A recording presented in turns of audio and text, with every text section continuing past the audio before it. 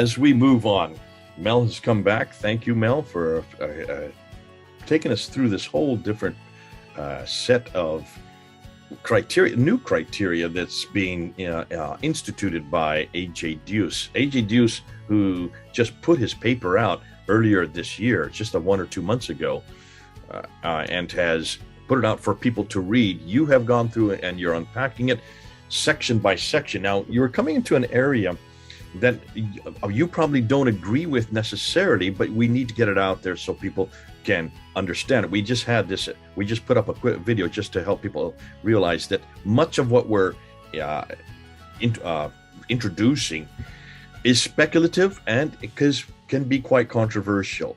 May not necessarily be acceptable for all of you, but we need to put it out there so that we see the whole picture. And we've got to stick to the path that A.J. Deuce has gone. So obviously this is we're on the inscriptions and we're trying to date them, and you're going to find some inscriptions that are very, very late, 16th century inscriptions that seem to completely confront what we've seen earlier. So over to you, Mel. Thanks so much.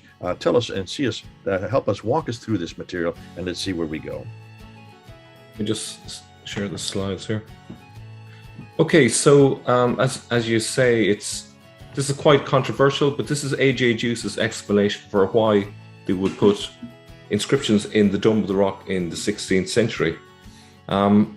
So finding in the 16th century some evidence of the mosaics as they exist today. So if you imagine for the best part of 900 years, there is no evidence, verbal evidence, written evidence, you name it, of any inscriptions and particularly anything that would indicate the mosaics that exist today. And then all of a sudden there is something that would suggest that people have seen the mosaics and are emulating it in a picture. So, it's gone frozen. There we go.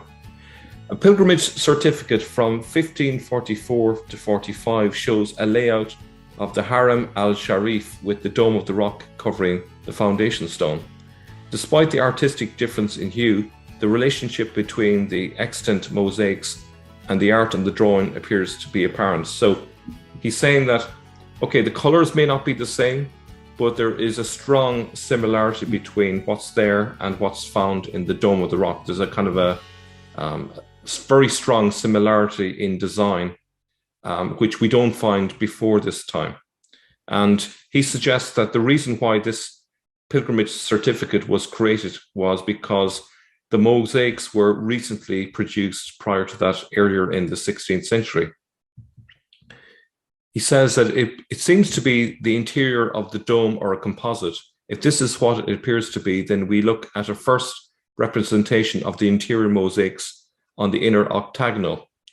Despite the artistic difference in hue, the relationship between the extant mosaics and the art on the drawing appears to be apparent. That this first shows up here cannot be an accident. While the mosaics have never been mentioned before in any recognizable form, they probably existed in the year 1544 as a template for an artistic pilgrimage certificate. So he's basically saying that what was in the Dome of the Rock was used as a template for this pilgrimage certificate. So this is evidence for the existence of the mosaics, at least at that stage. So it's very late, considering that many people have believed that the mosaics existed all the way through the previous 900 years without anyone mentioning them or doing something like this, which is to mimic the style in a drawing. Next, A.J. Deuce outlines what he believes led to the polemical inscriptions that focus mostly upon Jesus. So this is the part of his paper which is controversial, it's speculative, and I don't have any strong opinion one way or the other on this one. I'll share what A.J. Deuce has said as best I understand it. I'm sure there's a lot more that we would need to delve into to see if it holds water or not. So what he tells us is that Suleiman named his son Mehmed, the Turkish form of Muhammad. This was not merely fate. According to apocalyptic Ottoman beliefs at the time, a young man by the name of Muhammad would be ruler during end times. His true objective was to capture Rome and all the lands of the Blonde peoples in a holy war, meaning the realms of Constantinople, Vienna, and Rome proper. Although this belief had been used to legitimize an earlier Ottoman ruler, Suleiman renewed the projection of apocalyptic prophecy not only onto his son, but also onto himself. He styled himself as the new Solomon. Such a claim should not only alarm every Muslim for its apparent heretical stance, but also every researcher in the field. The apocalypse constitutes the end of prophecy and a new beginning under a new covenant, which also means a new religion. What was Suleiman trying to pull off? So what he's saying is this is another major epoch in the history of Islam. Whenever there is an apocalyptic era, there's usually a messiah figure. There's usually an attempt to start a new religion. So presumably when Islam began, it was at the end of a messianic period. And again, we have something similar happening. Now, looking at it from the point of view of today, these messianic figures would probably be viewed as heretics, but they were taken seriously at the time. So we interrupt. What time are we talking about? What years are we? So we're talking about the early part of the 16th century here. Okay, so still 1500s. Yeah. So one of the figures that is part of this messianic fervor is a guy called David Rubini. A.J. Juice says the second issue is an extraordinary character who steps into history at precisely this moment, David Rubini. According to church records, he is David al-Nazarani Abbasiyeh, the Hebrew king of Ethiopia, David II of the Solomonic dynasty. The Pope gets to know him as David and Prester John, not as a Jewish Messiah, Rubini. He's the forerunner to Shlomo Molko, the two forming a messianic pair. Rubini arrives in Jerusalem in 1523. In a conversation that takes place in Gaza, he announced his messianic mission. The end of the world is near. The evil ones would be brought down to earth and Jews would be uplifted. War would come between the world powers. Now, of course, looking at it from our perspective in the 21st century, all of this seems just crazy stuff. But people like that emerge almost every century and they get a following for a time. He goes on to say that Rubini introduces himself to the guards of the Temple Mount as the son of Prophet Muhammad and the new Lord of the Muslims. Of course, since any Messiah must be from a branch of the houses of David or Joseph, Rubini and Prophet Muhammad must have been in one of the two houses.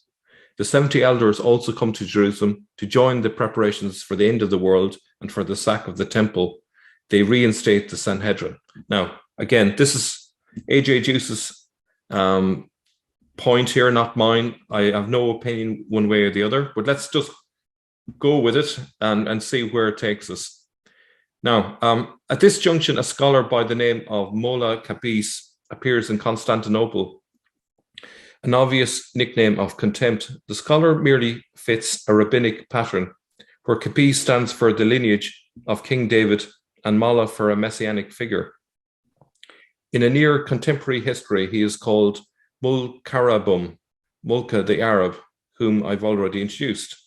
Now, it was interesting. I was trying to find out more about this character, Mola Kapis, and there are movies about him which are in Arabic and other languages. So he's obviously a very important figure, but unfortunately, I couldn't understand what it was saying in English. So if anyone's an Arabic speaker and manages to take the time to look at that movie, it'd be interesting to hear what the full story of this guy is and see where it all fits in. This man is highly esteemed in Constantinople as the prophet of Damascus, and he is promoted by the Grand Vizier Ibrahim Pasha, Suleiman's right hand. Since the recent converts from Orthodox Christianity to Sunni Islam are open to new ideas, he proposes a new religion where Jesus enjoyed supremacy over Prophet Muhammad and all other prophets. Molla Kapis's proposal is the apparent result of a fusion of Byzantine and Islamic apocalyptic thinking. Now, so he's basically placing Jesus above Muhammad. Now, can you imagine how that proposal would have gone down with many Muslims at the time? They wouldn't have been too happy about it. No. And so, therefore, someone needed to respond and basically destroy his argument and basically revert things back to the way they were. And so what A.J. Juice suggests is that the rock inscription is an attempt to counter this hybrid religious view. It's got elements of Judaism, it's got elements of Christianity and Islam. It's a very dangerous idea. They obviously want to counter the theological argument. And so A.J. Juice suggests that the rock inscription is there to basically take each one of Molo Capice's arguments and destroy them. That's the idea behind it. I won't read all of this. I'll just give you the top part. A.J. Juice says, as I've shown with the inscriptions, in Islam, Muhammad is merely the prophet, while the Quran singles out Jesus as the Messiah with a hotline to his God. Jesus is the Christ Messiah of Christianity and of Islam. The Quran puts the word of God on Jesus Christ through his mother, the Virgin Mary, and on Prophet Muhammad after the day of Hunayn. So essentially, the reason why this guy's ideas were so dangerous is because you could actually make a very strong argument using the Quran that Jesus is greater than Muhammad. So obviously they were panicked. They needed to strongly condemn this. And the only way to do that would be to put a 20-meter inscription to basically get things back to the way they were. The standard Islamic narrative defies the Quran itself. If you read the Quran without knowing the standard Islamic narrative, the figure that jumps out at you as being the most important is clearly Jesus. But because of the standard Islamic narrative, Muhammad is placed above Jesus. But Muhammad is only mentioned 4 times, whereas Jesus is mentioned multiple times and has multiple titles, and he's clearly referred to as the Word of God. So a much higher status than merely a prophet. Let me just jump in here. This is something we have used even in our own ministry. When you look at the person of Isa versus Muhammad, even if you say all these references to the prophet of God, the Nabi, the Rasul of God is Muhammad, because beyond those 4 times, there are many references that Muslims put in parentheses Muhammad. If you just look at those many references to this prophet and compare it with Isa, Isa comes out heads and shoulders above. Only Isa is born of a virgin in chapter 19, verse 20. Only Isa is able to speak as an infant from the cradle in chapter 3, verse 46. Only Isa is able to create birds out of clay, blow on them and they fly up into the air, create out of nothing, heal the sick, give sight to the blind, and resuscitate the dead. Only Isa in chapter 3, verse 49. And only Isa is the perfect one, the sinless one, the righteous one in chapter 19, verse 19. So can you see, this is actually a really difficult problem for Muslims even today.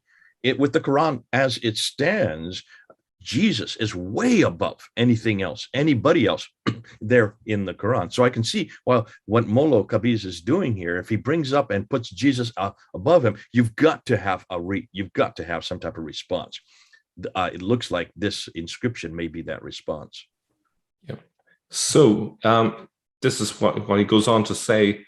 Together with the proposal for a new religion, this puts Molo Capice solidly into messianic territory.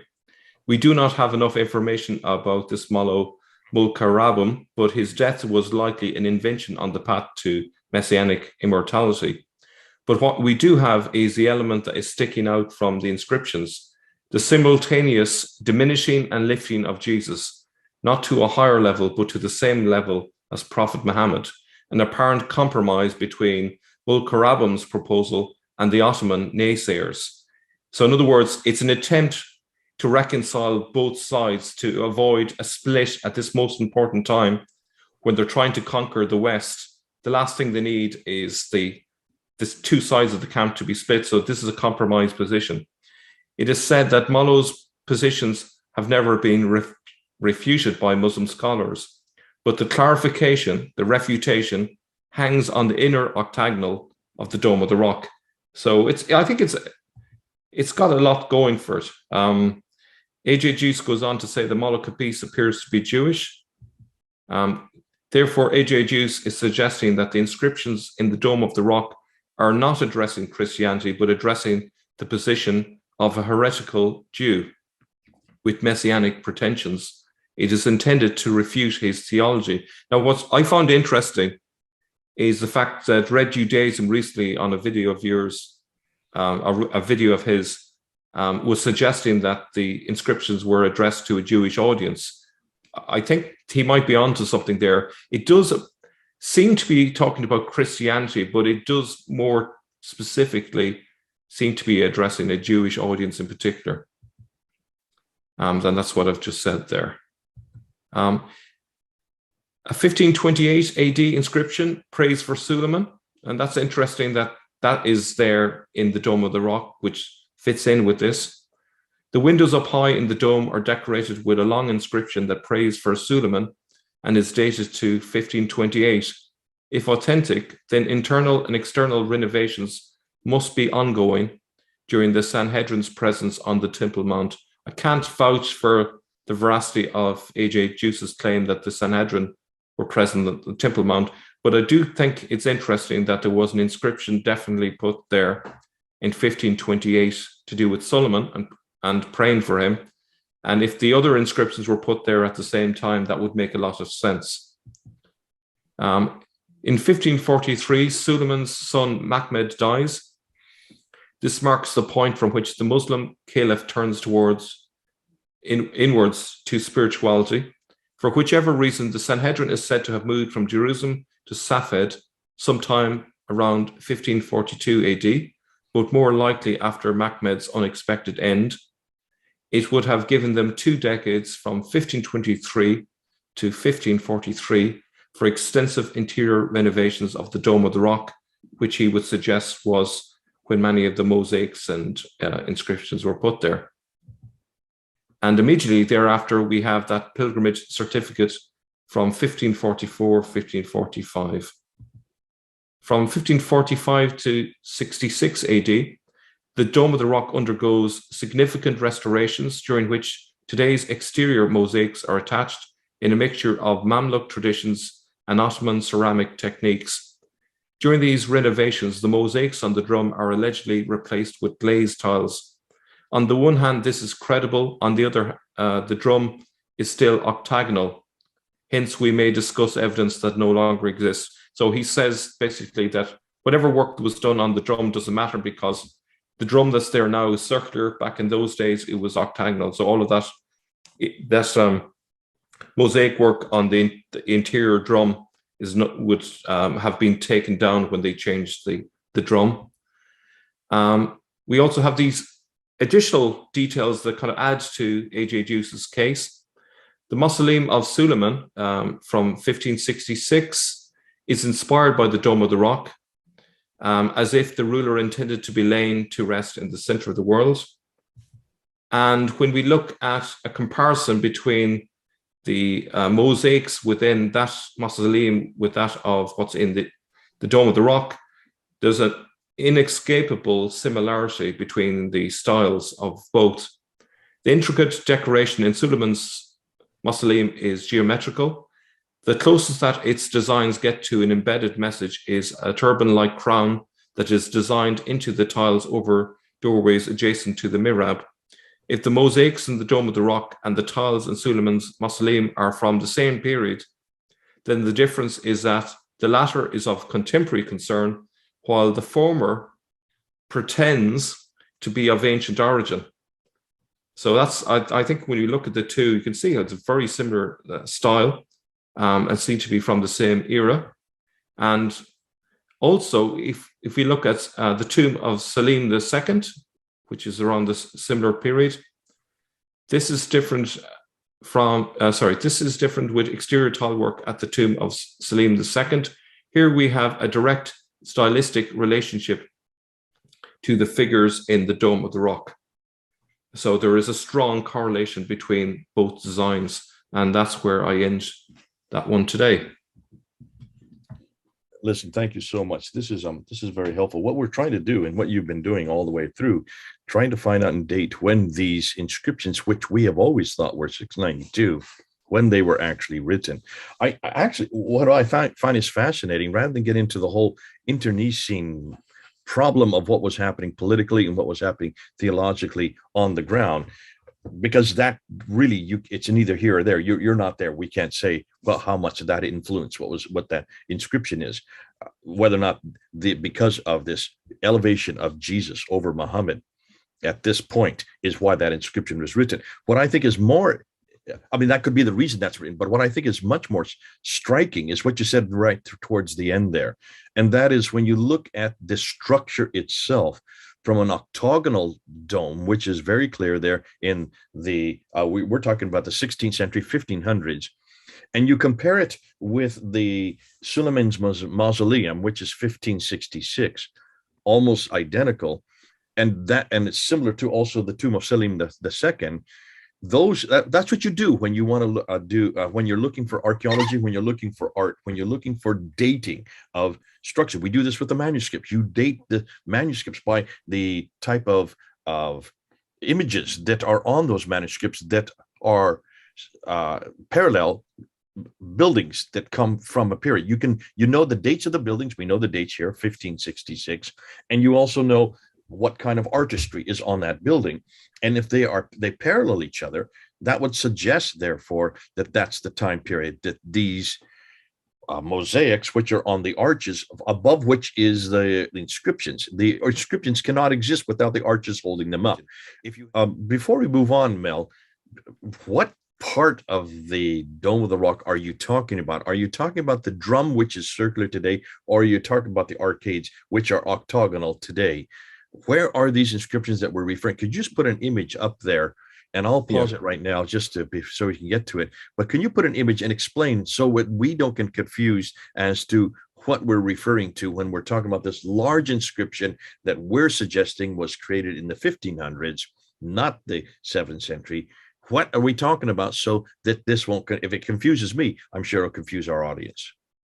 Okay, so if you imagine a bird's eye view of the Dome of the Rock, you have the outside wall, and then you have an octagonal arcade, which is a good bit in from it. Okay, on either side of that wall is where the inscriptions are. Okay, I'm just going to put a picture up here. Look where the green arrows are pointing. This is the arcade that we're talking about. And there's inner, here's the one arrow, there's the inner, and then there's the outer, here's the other arrow. So look at that's what you're talking about. So you're not talking about the drum. You're not talking about what we used to call the inner ambulatory. You're talking about the outer ambulatory. Yeah. So if you were walking around the drum, if there was inscriptions inside the drum, you would not be able to see them because there's too much blocking your view. Whereas if you look up, let's say if you're going clockwise around, you look up to your left, you'll see them. So the drum, which holds up the dome itself, that's irrelevant to what we need to concern ourselves. It's further out from the center. That's where the inscriptions are. Yeah, and that's where the mosaics are. Yeah. Okay, good. Thank you so much. This is interesting because what you're really trying to nail down the date. You're really trying to nail down the date when these inscriptions, and you're saying what's happening on the ground will suggest what's going on.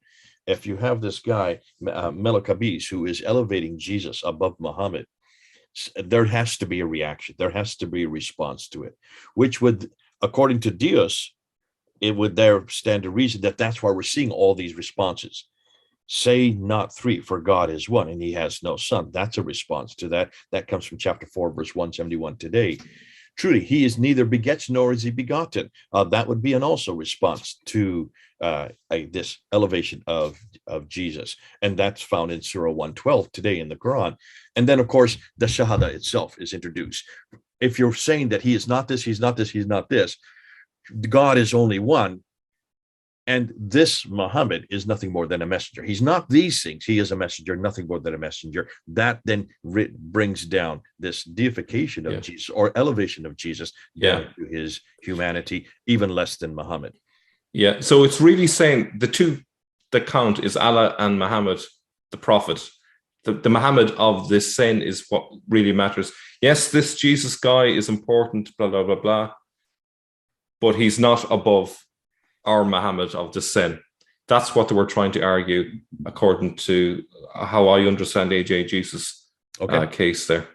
No, could be, well, we're not going to take a position on this, but we've got to put it out there. The rest of you, come back, see what you say. You may agree, you may disagree. Thanks so much, Mel, for coming and helping us out. We'll go on to the next chapter, where we're going from section to section, looking and seeing where the evolution of this building took place, when these inscriptions were actually introduced, and what was the discussion that was happening that we see through these inscriptions at that time, that place, with those people. God bless you. Good to see you again. Mel and Jay, over and out.